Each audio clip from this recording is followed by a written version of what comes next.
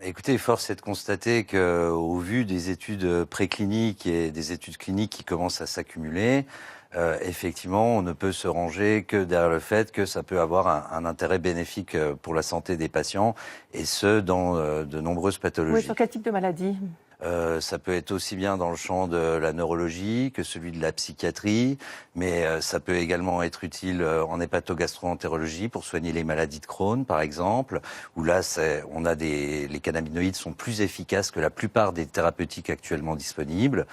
C'est le cas aussi dans les épilepsies sévères des enfants, comme les syndromes de Dravet, où là encore, les cannabinoïdes sont plus efficaces que les meilleurs médicaments disponibles. Donc, il y a quand même cette question à se poser sur un produit, une plante qui contient de nombreux principes actifs, plus de 120 cannabinoïdes, mais également des terpènes, des flavonoïdes. Et ces principes actifs, effectivement, peuvent soigner tout un tas de pathologies. William Loewenstein, bonsoir. Bonsoir, Marina. Vous êtes médecin addictologue, président de SOS Addiction. Qu'est-ce qui est prouvé aujourd'hui scientifiquement sur le bénéfice de ce cannabis thérapeutique sur ce type de pathologie, et avec quels éventuellement inconvénients ? Alors, depuis une quinzaine d'années, avec insuffisamment de travaux, mais suffisamment pour pouvoir affirmer ce que je vais vous proposer, l'efficacité du cannabis en termes de confort dans les maladies neurodégénératives, que ce soit la sclérose en plaques, que ce soit d'autres maladies. Quand vous dites confort, vous parlez de douleur notamment ? Oui, de douleur, de contractures musculaires, est une certitude. Le deuxième point indiscutable est l'amélioration des nausées ou des situations, là aussi, d'inconfort lors de chimiothérapie ou de traitements antiviraux ou antirétroviraux. L'action en ophtalmo sur le glaucome est très intéressante, mais il reste à préciser les voies d'administration. On aimerait pouvoir trouver, par exemple, une pommade avec le cannabinoïde le plus efficace.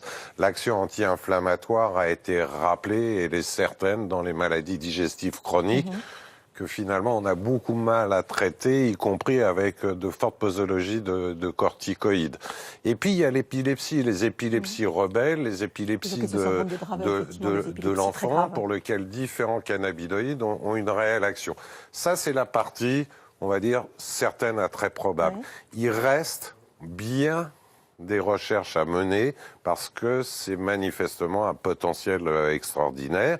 Mais comme à chaque fois la discussion bute un peu, surtout en Europe, si on pousse sur le cannabis thérapeutique, on va ouvrir la porte sur la politique en général du cannabis. C'est vrai que ça nous navre.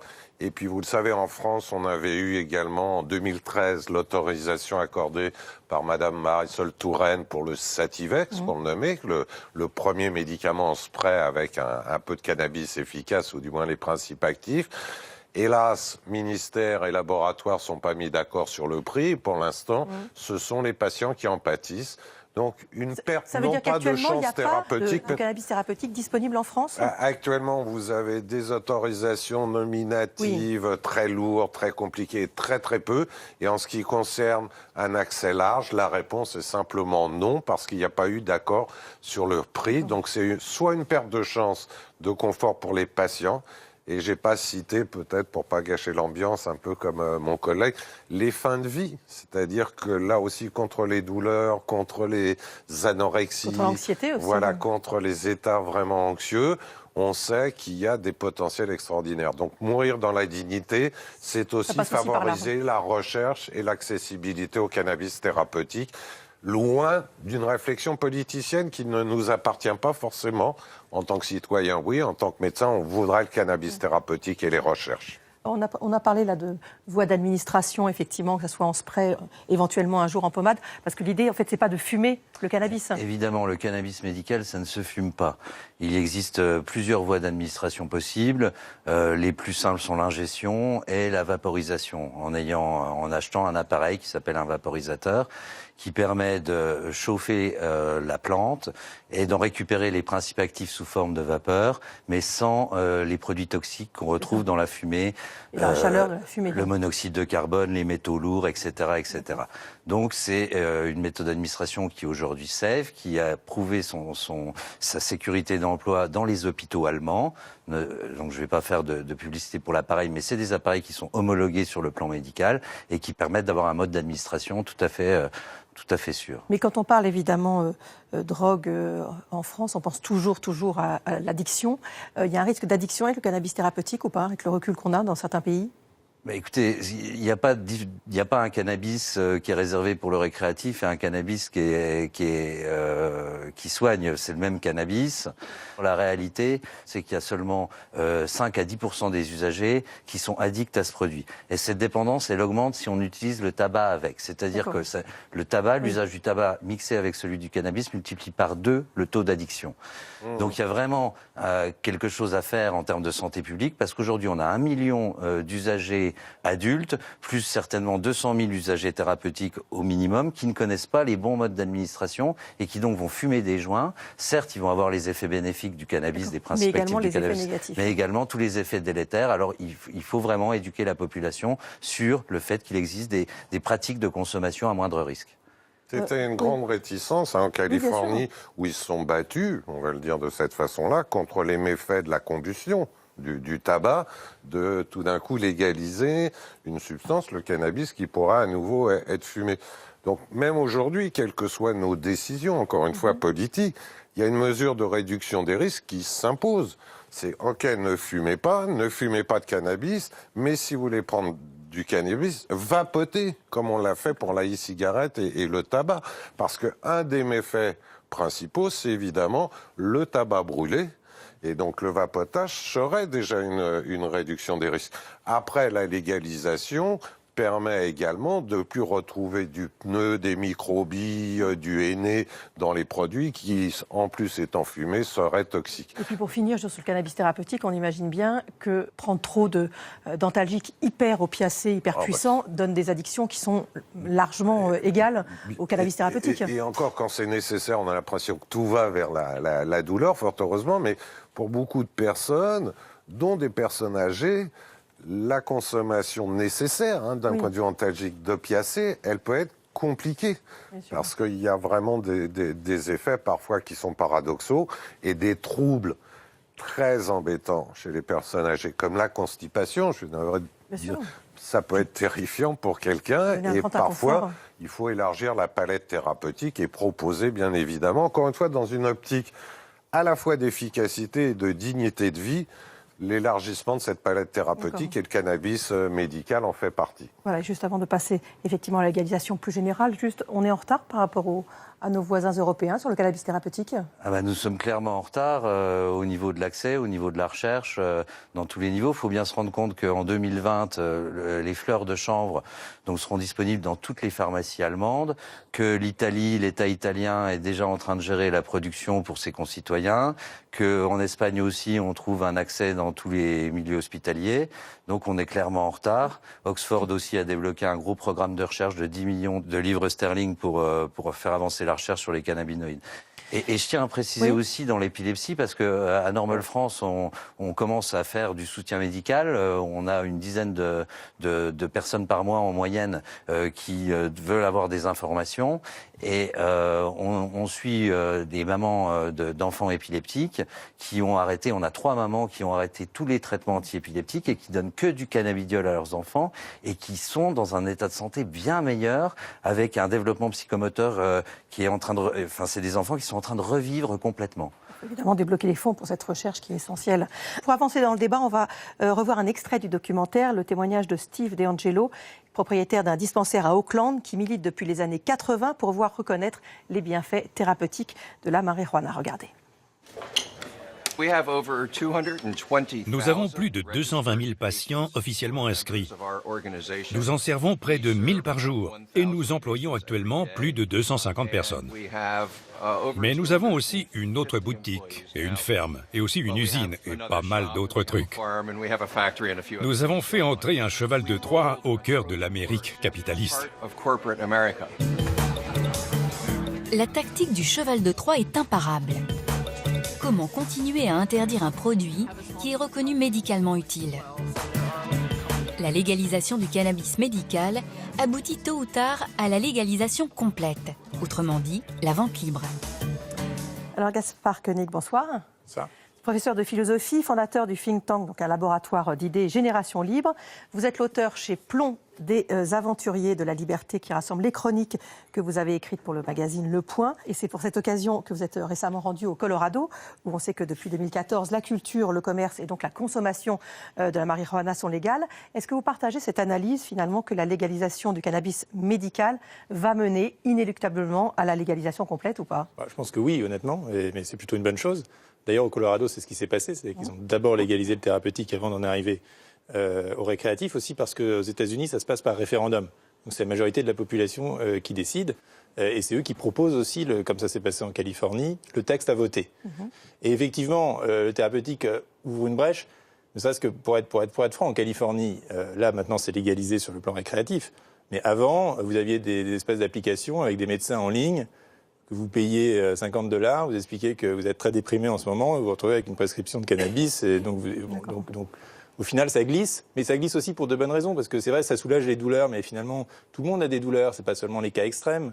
Ça permet peut-être de lutter contre l'angoisse, la dépression, mais tout le monde en a. Est-ce que c'est médical, pas médical? On voit qu'on est sur toujours des terrains très glissants. À Auckland, justement, dont on parlait, il y a maintenant des crèmes au cannabis qui permettent aux danseuses d'avoir moins mal aux chevilles et elles s'en mettent avant les représentations. Est-ce que c'est médical, pas médical? Avoir moins mal, c'est un peu les deux. La limite est compliquée à fixer. Voilà. Mais encore une fois, ça permet aussi d'habituer la population à familiariser avec le produit, de le dédramatiser, parce que je rappelle, on parle de légalisation du cannabis, mais je rappelle que c'est un produit légal depuis 5000 ans et que les Chinois l'utilisaient déjà pour ses vertus thérapeutiques. Donc l'humanité a une longue histoire d'appropriation et de cohabitation avec le cannabis. Et c'est seulement depuis quelques décennies, pour des raisons politiques dont on pourrait reparler, qu'il y a eu cette espèce d'hystérie et de prohibition, mais qui n'a absolument pas lieu d'être. Bernard Leroy, bonsoir. Bonsoir. Vous êtes membre de l'organe international de contrôle des stupéfiants. Vous n'êtes pas favorable à la légalisation du cannabis? Je ne suis pas du tout favorable à la légalisation du cannabis, mais par contre, je n'ai pas de problème avec l'utilisation médicale du cannabis pourvu qu'elle soit encadrée. Car... Avec ces risques de dérive qu'on entend? Non, hors risque de dérive dès lors qu'on prend en compte l'encadrement prévu par les conventions. La morphine, on aurait le même problème. La morphine est une drogue hyper dangereuse qui a un intérêt médical tout à fait important. Et je pense que il y a peu de fuites dans le système médical. Donc, les conventions des Nations Unies, il faut savoir ce qu'elles disent. D'abord, les conventions ne sont pas des Nations Unies, elles sont les conventions de la communauté internationale. Il y a 189 États sur 194 qui les ont ratifiées. Donc c'est aux États, s'ils veulent changer, qu'ils changent. Nous, on en prend acte. Donc, elles disent deux choses. Elles disent, que seul l'usage médical des drogues est possible. Les substances classées par les conventions. Et la deuxième chose, elles indiquent que face à la possession en vue de l'usage, les États doivent prévoir des sanctions pénales. Voilà ce qu'ils avaient dit. Alors, nous, l'organe international de contrôle, on a une certaine flexibilité pour interpréter au moins qu'est-ce qu'un usage médical. Donc, que le cannabis soit vendu en pharmacie selon des normes médicales pour des cas précis, nous n'avons aucun problème. La boutique dans la rue qui vend à des fins médicales, on est plus dubitatif. Mais est-ce qu'il y aurait un risque pour vous, en légalisant, d'accroître la consommation? Alors, moi, ce qui me préoccupe, c'est que... donc, actuellement, il faut quand même savoir qu'il y a 180 millions de gens qui utilisent du cannabis dans le monde, et la plupart du temps, quand même, pour des raisons qui sont non médicales. Et notamment les très jeunes, on en parlera avec vous, Dr. Lowenstein. Et le problème, c'est que nous nous sommes penchés sur ce qui s'est passé dans le Colorado et dans l'État de Washington. Qu'est-ce qu'on a vu? Donc, on nous a dit que ça allait ruiner la mafia. Bien non.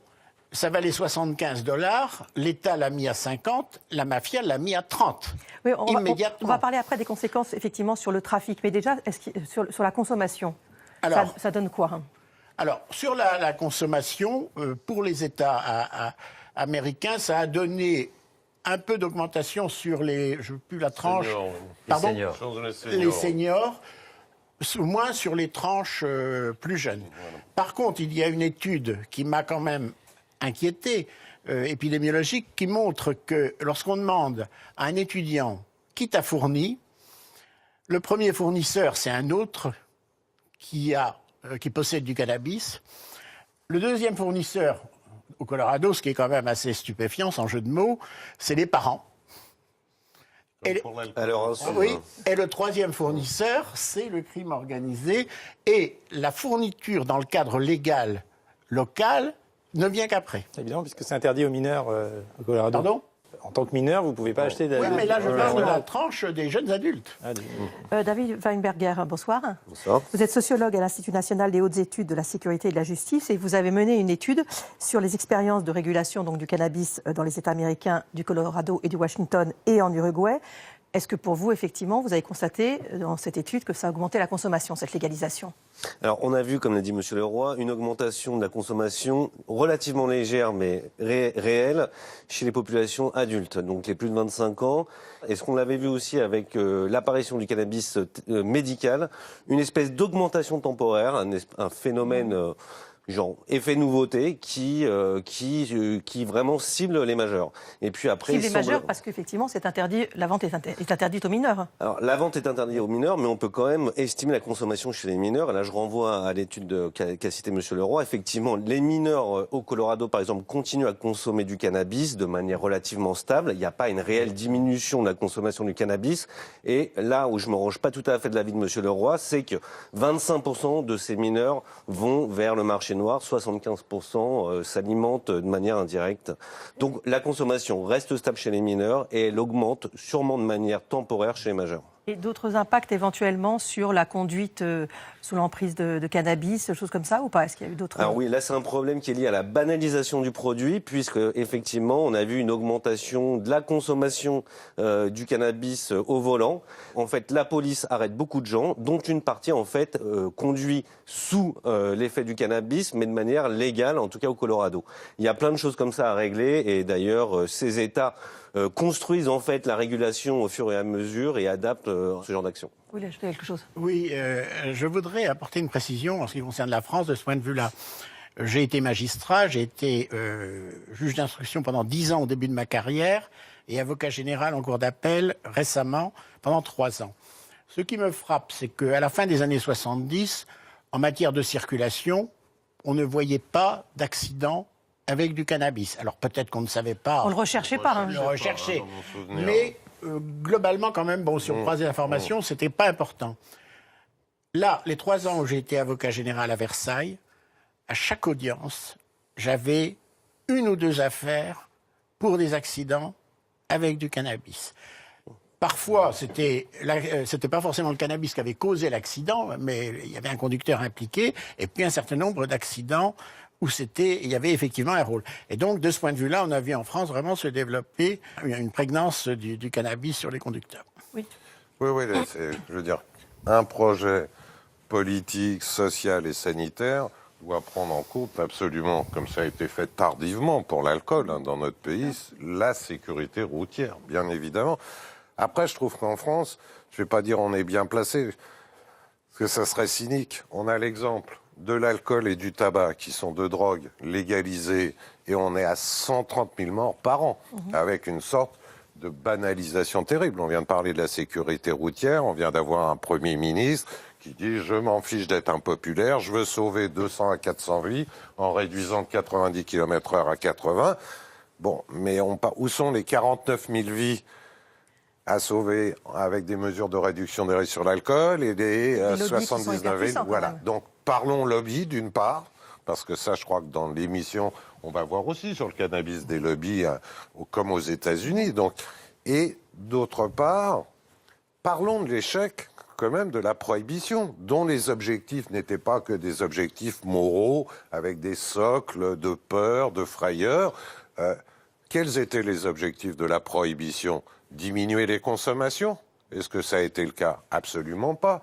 Diminuer les maladies en rapport avec les consommations, overdose y compris. Ça n'a absolument pas été le cas. Je ne vais pas faire la checklist. Personne n'est jamais mort d'une overdose de cannabis. Non, mais je parlais de la prohibition en général, hein, cher Gaspard, ça je le sais. Non, mais il faut quand même peut-être rappeler aux auditeurs que le cannabis... Il n'y a pas d'overdose de cannabis, mais il y a beaucoup de produits... Il n'y a pas d'overdose mortelle, oui, mais il y a des overdoses. Y compris, par rapport à d'autres drogues. On est bien d'accord, et je m'élèverai toujours contre le terme d'overdose pour le cannabis, donc nous sommes sur la même longueur d'onde, si j'ose dire. Par contre, des overdoses d'alcool, ça s'appelle des comas éthyliques, ça existe. Des overdoses d'héroïne ou de médicaments opiacés, ça existe, etc.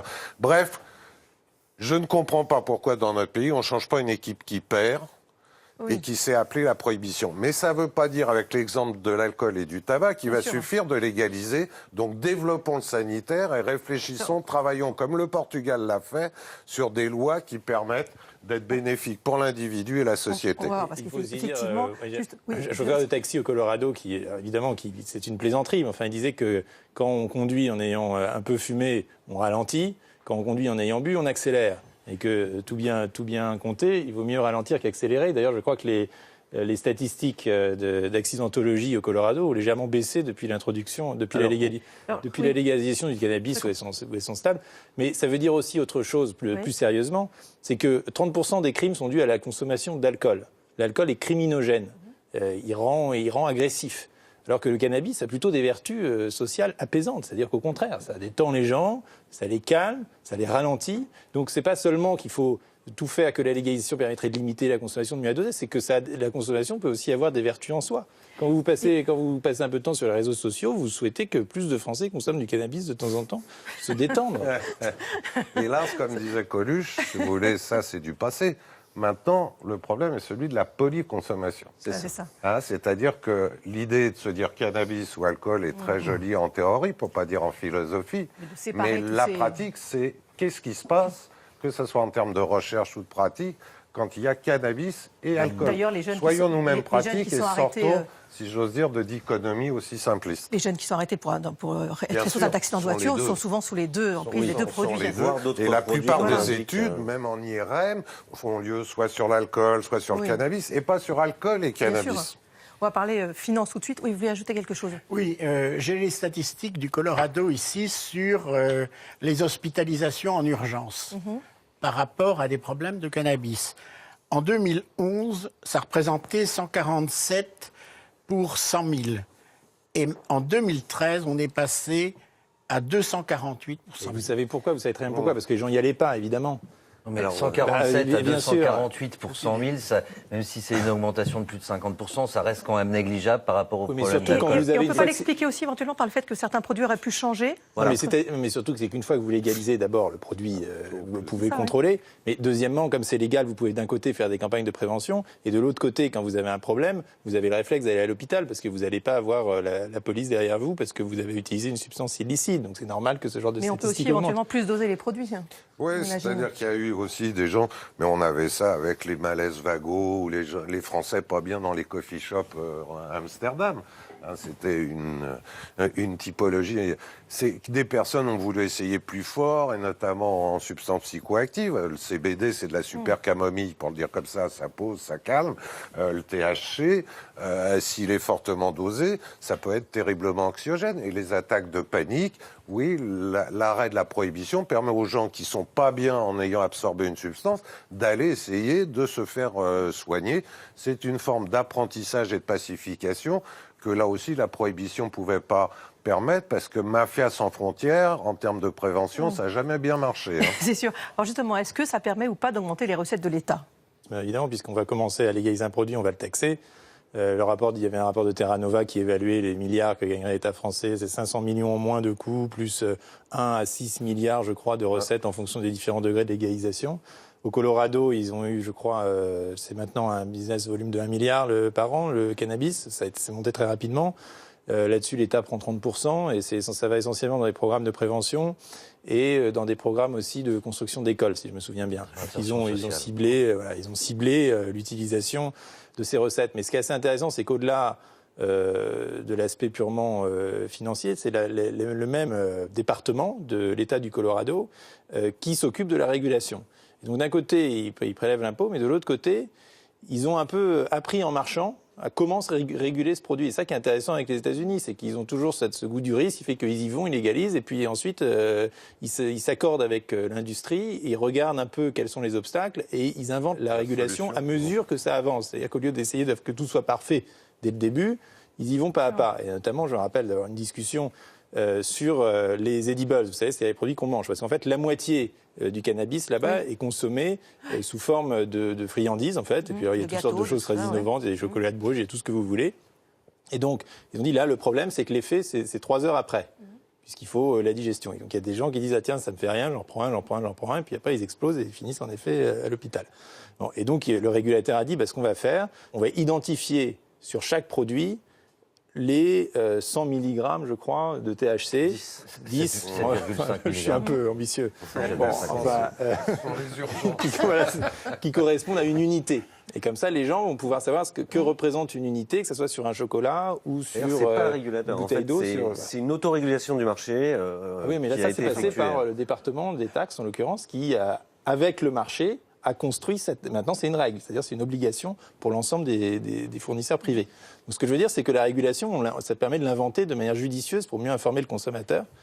Tracer, ce qu'on n'a pas avec, encore une fois, la remonter à la plante.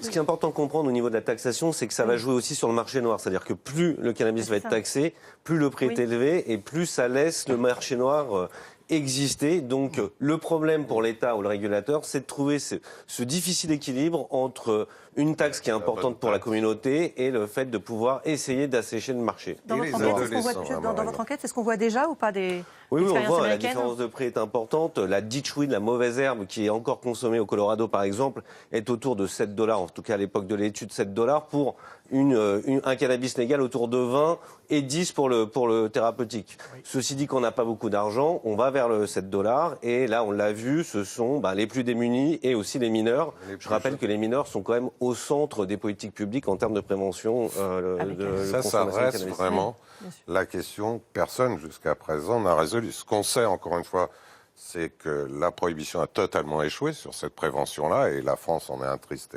exemple, avec oui, il faut rappeler quand même qu'en France, on a quand même une politique qui est dure et qu'on a énormément de jeunes fumeurs.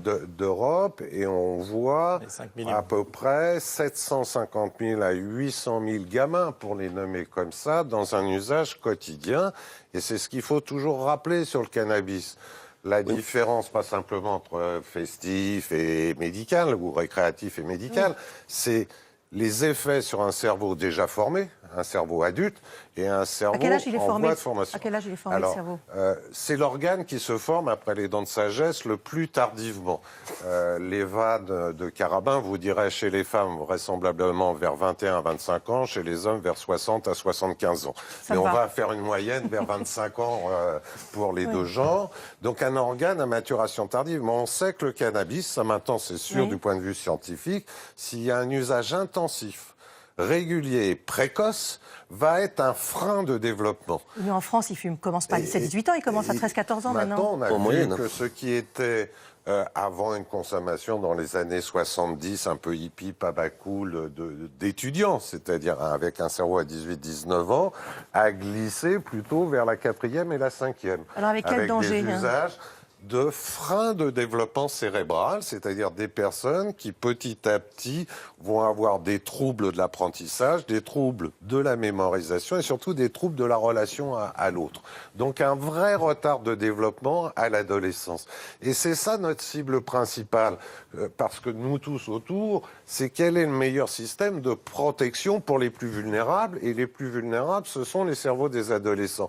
On a une réponse négative, la prohibition a absolument pas protégé, ni notre société, on ne parle pas là, il y a plus de morts, pour le dire comme ça, à cause des règlements de compte sur le cannabis, qu'à cause du cannabis sur la route, quoi. Ça devient complètement délirant. Et n'a pas protégé les adolescents. Pourquoi ? Parce qu'on a pensé que la prohibition suffisait à protéger. Ça ne marche pas. Il ne faut pas penser non plus que la légalisation va suffire.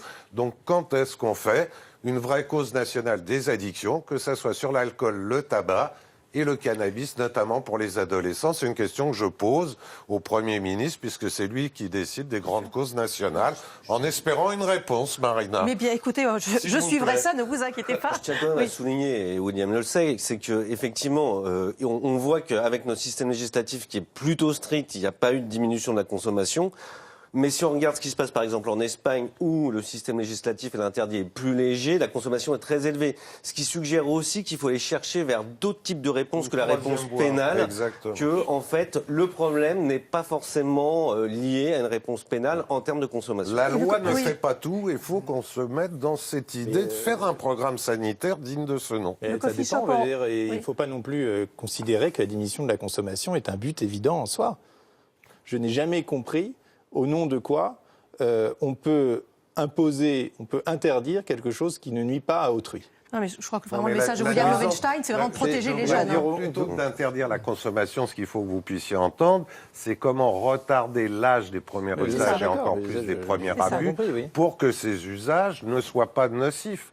Moi, ma position n'est pas de dire ensuite, je suis pour, je suis contre. Si vous voulez vous faire du mal à vous-même, peu importe. Non, mais je pense qu'on a le droit d'être bon vivant, mais de dire à ceux qui veulent être bons vivants qu'il faut être vivant pour être bon vivant. C'est valable pour l'alcool, ça ne veut pas dire leur imposer, mais c'est valable aussi bien pour l'alcool que pour les autres drogues.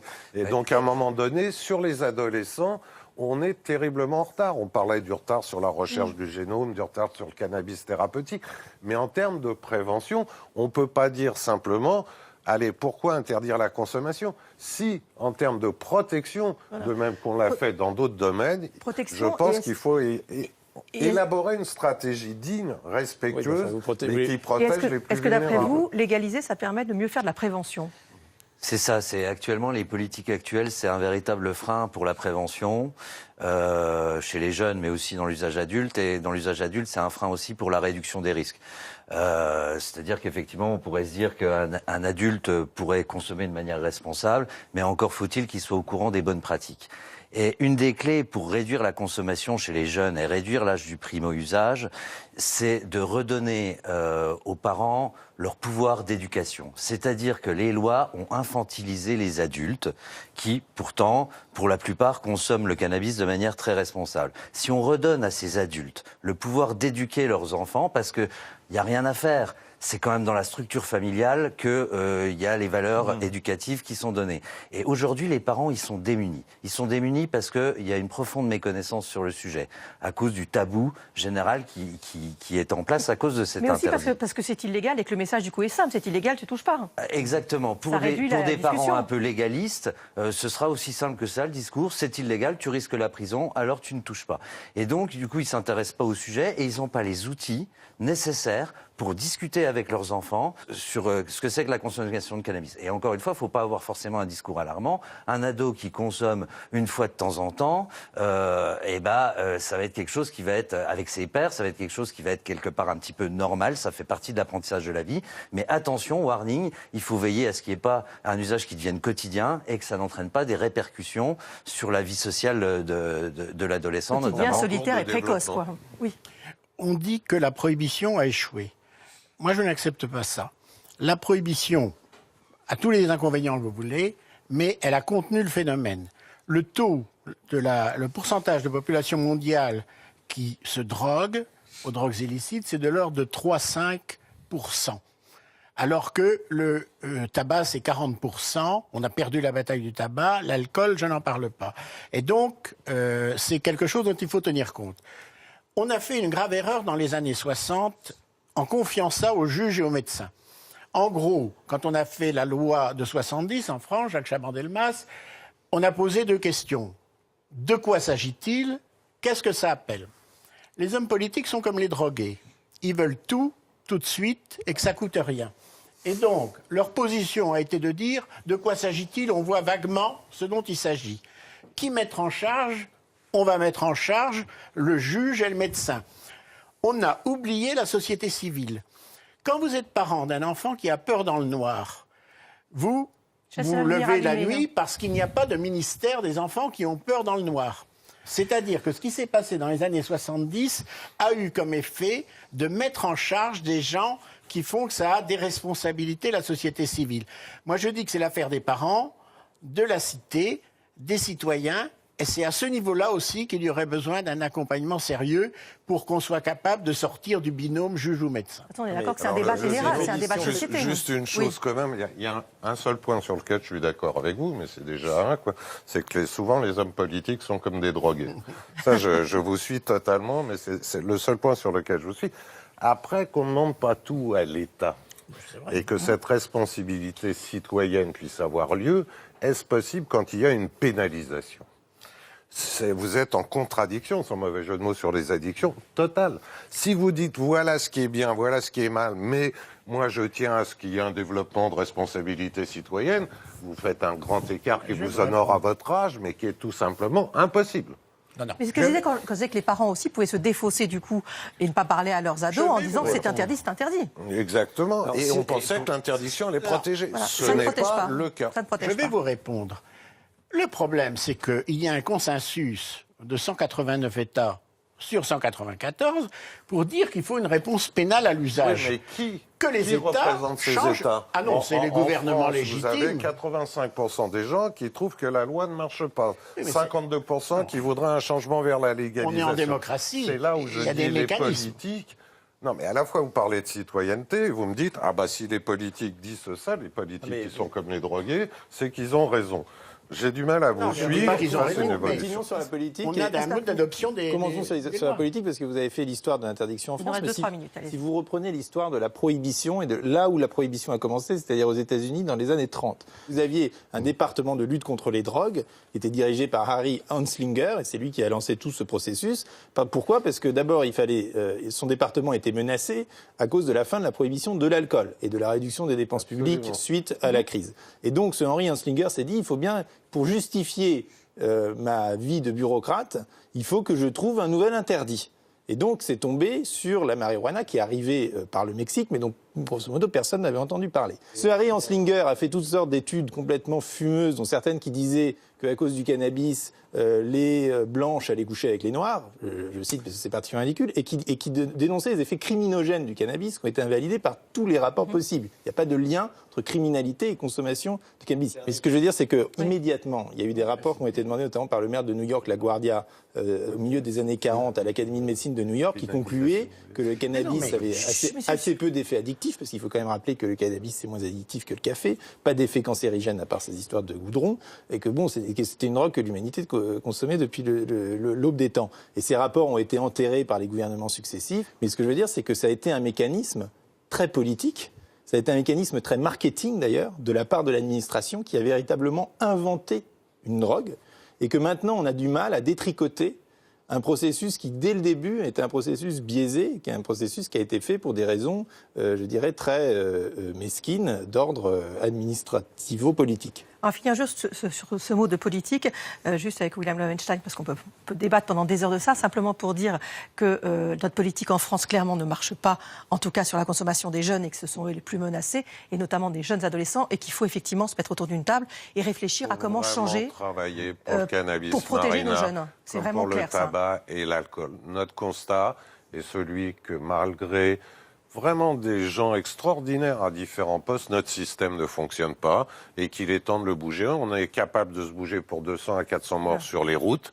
On doit pouvoir se bouger pour 130 000 morts à cause du tabac et de l'alcool et un certain nombre de jeunes très handicapés par le cannabis. Et là, c'est pas de la morale ou de la politique, c'est de la santé et c'est indispensable. Dans un objectif de santé publique et de société saine. Merci beaucoup d'avoir participé à cette émission qui est disponible en replay, ainsi que le documentaire sur le site France TV. Gaspard Koenig, le tome 2 des Aventuriers de la Liberté, va être disponible en février aux éditions de l'Observatoire, fin février, c'est ça ? Voilà.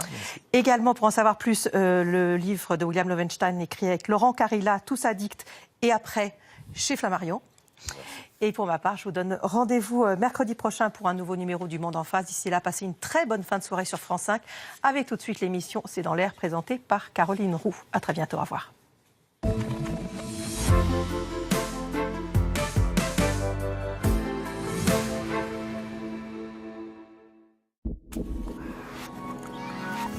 Comment écrire un bon livre sur soi ou sur sa famille? Alors vous pouvez bien sûr écrire vos mémoires, c'est ce que fait le paléontologue Yves Coppens, l'homme qui a découvert notre ancêtre Lucie. Mais vous pouvez aussi mener une enquête, interroger les proches, fouiller les archives à la manière de Colombe Schneck ou de Jérôme Garcin. Ou alors, vous pouvez essayer ce qu'on appelle l'égo-histoire, comme Yvan Jablonka. À moins que vous ne préfériez tout inventer à la façon de Frédéric Becbédé. Autobiographie, mémoire, mode d'emploi, c'est dans la Grande Librairie. François Bunel présente la Grande Librairie en direct demain à 20h50 sur France 5.